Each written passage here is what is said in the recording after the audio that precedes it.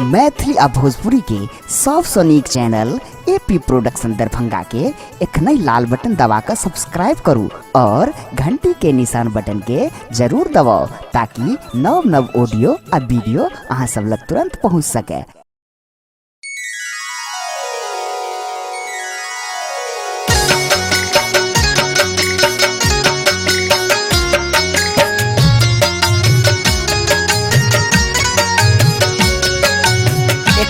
सब सुन रहा छी एपी प्रोडक्शन के प्रस्तुति।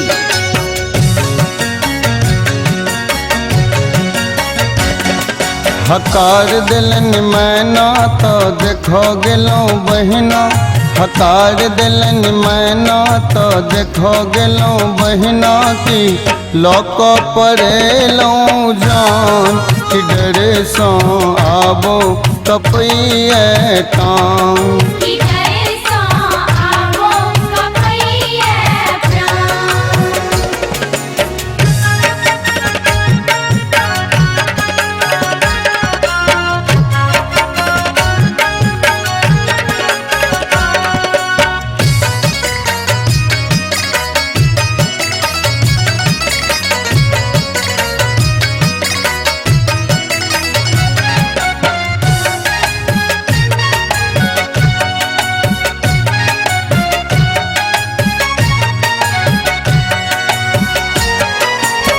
बूढ़ बरद पर बड़ असबारी, टूटल छे दांत सबटा पाकल छे दाढ़ी।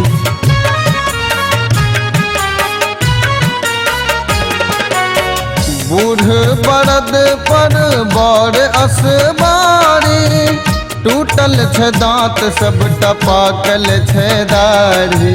टूटल छे दांत सबटा पाकल छे दाढ़ी।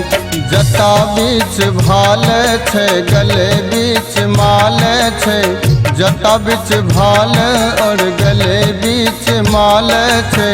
सोहरल छे सांप सरवां कि डरे सो आबो कपैये टांग।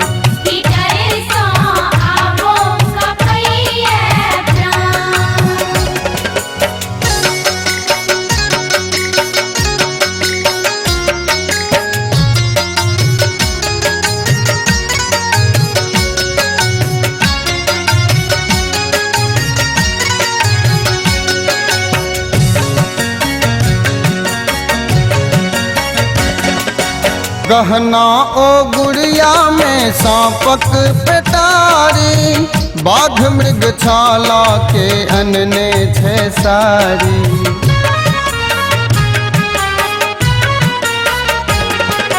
गहना ओ गुड़िया में सांपक पेटारी, बाघ मृग छाला के अनने छे सारी।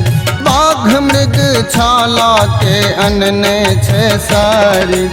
स्नो ओ पाउडर के बदला में छौर छे, स्नो ओ पाउडर के बदला में छौर छे। अनने छे पातिल में भांग कि डरे सो आबो कपैये टांग।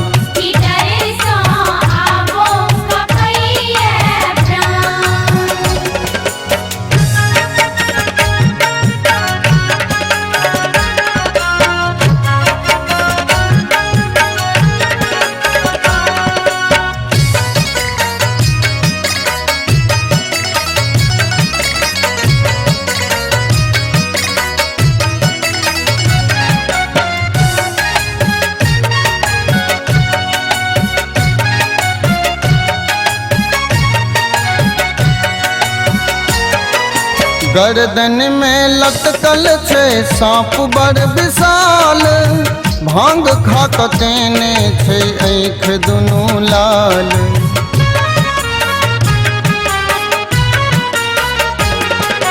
गर्दन में लटकल छे सांप बड़ विशाल, भांग खा केने छे आँख दुनू लाल। भांग खा केने छे आँख दुनू लाल। पैर नहीं खराम छे देह में नहीं जान छे, पैर नहीं खराम छै देह में नहीं जान छै मैना माई करथिन चुमान कि डरे सो आबो कपैया टान